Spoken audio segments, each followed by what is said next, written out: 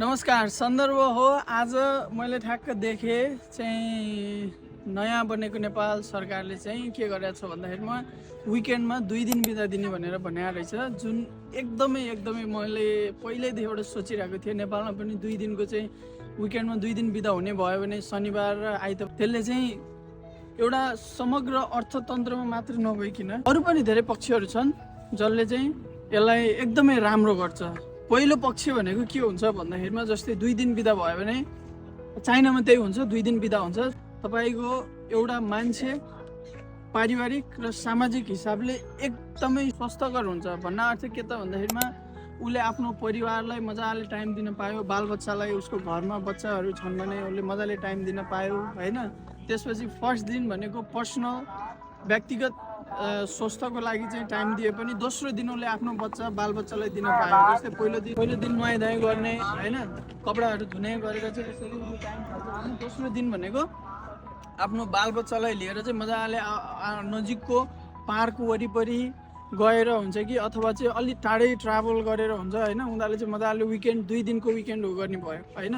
त्यो भएपछि एक त मानसिक हिसाबले पनि स्वस्थ भयो, पारिवारिक हिसाबले पनि स्वस्थ भयो, परिवारका जनहरूसँग सबैजनासँग टाइम एउटा मजाले दिन पायो भने उसको भोलिपल्टको काम जस्तै उसले सोमबार जब काम जोइन गर्छ त्यो दिन बेलामा ऊ एकदमै स्फूर्त हुन्छ क्या। दिनमा मनमा एकदमै टेन्सन भइरहेको हुन्छ, हप्ताभरि काम गर्यो हैन। अब हप्ताभरि काम गर्यो, एक दिन मात्रै बिदा छ हैन। अब जस्तै यहाँ हेर्न सक्नुहुन्छ मजाले आफ्नो परिवारसँग चाहिँ यसरी बसेर मजाले टक्क टाइम बिता हुन्छन् हैन। गार्डनहरुमा बसेर यस्तै यो आउटडोर बस्ने ठाउँमा बसेर चाहिँ हेर्न सक्नुहुन्छ। टक्क बस्यो, हाइकिङ गर्यो, दिनभरि रमाइलो हुन्छ, आफ्नो बच्चाहरूलाई लिएर हिँड्यो हैन।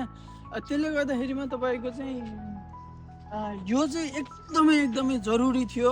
र अर्को एकदमै महत्त्वपूर्ण कुरा भनेको एउटा मानसिक र सामाजिक स्वास्थ्यको साथसाथै हेल्थ अब साइकोलोजिकल एस्पेक्ट पनि भनिहालेँ मैले हैन।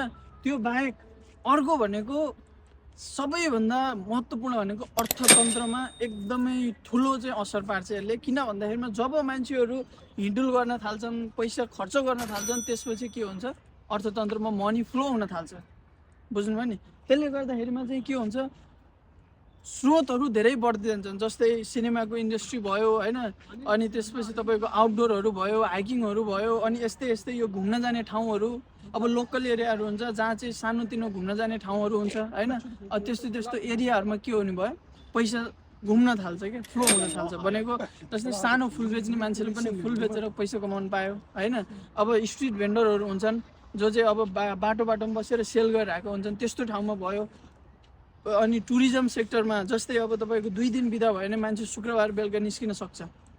शुक्रबार निस्केर के गर्छ, अब जस्तै उसलाई गोर्खा दरबार जानु मन लाग्छ अथवा मनकामना जानु मन लाग्छ अथवा अरू कुनै ठाउँ जानु मन लाग्छ, तर समयले गर्दाखेरिमा 1 दिन बिदा हुन्छ भ्याइँदैन। तर 2 दिन भयो भने शुक्रबार निस्किन्छ, शनिबार र आइतबार घुमेर बेलुका ट्याक्क फर्केर आउँछ। त्यो हुने बित्तिकै के भयो त्यहाँको लोकल एउटा बिजनेस सानोतिनोदेखि ठुलाहरू बिजनेसहरू सबैलाई एकदमै सपोर्ट हुने भयो। अर्थतन्त्रमा के हुनुभयो पैसा आउने भयो क्या।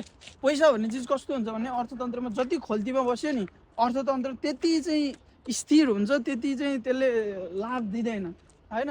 जब पैसा चल्न थाल्छ जस्तै मान्छेले के गर्छ कमाउन खर्च गर्न थालेपछि कमाउन पनि कसरी कमाउँ भन्ने हुन्छ नि त हैन। त्यो भइसकेपछि उसले कमाउन पनि मेहनत गर्छ हैन। त्यसरी कमाउँदा मेहनत गर्दै एउटा के हुन्छ ऊ एक हिसाबले सक्षम पनि हुँदै जान्छ क्या। आय स्रोतको फाइनेन्सियल हिसाबले पनि सक्षम हुन्छ। बुझ्नुभयो नि। त्यसले गर्दाखेरिमा मलाई यो चाहिँ एकदमै मन परेको छ हैन। यो जुन 2 दिन बिदा गर्ने भन्ने कुरा एकदमै मन परेको छ। र तपाईलाई अहिले म एकछिनमा नाइट मार्केट पनि देखाउन लैजान्छु हैन। नाइट मार्केटमा चाहिँ कस्तो हुन्छ भन्दाखेरिमा आज शनिबार र आइतबार चाइनामा पनि बिदा हुने शनिबार आइतबार यो 2 दिन चाहिँ मार्केटमा स्ट्रिट मार्केटदेखि लिएर हैन तपाईँको मलहरूमा यिनीहरूमा सबसे धेरै बिजी हुने भनेको यो 2 दिन हो, जसले गर्दा फेरि पनि पैसा आइरहेछ गइरहेछ अर्थतन्त्रमा है। त्यही भएर एकदमै राम्रो छ है।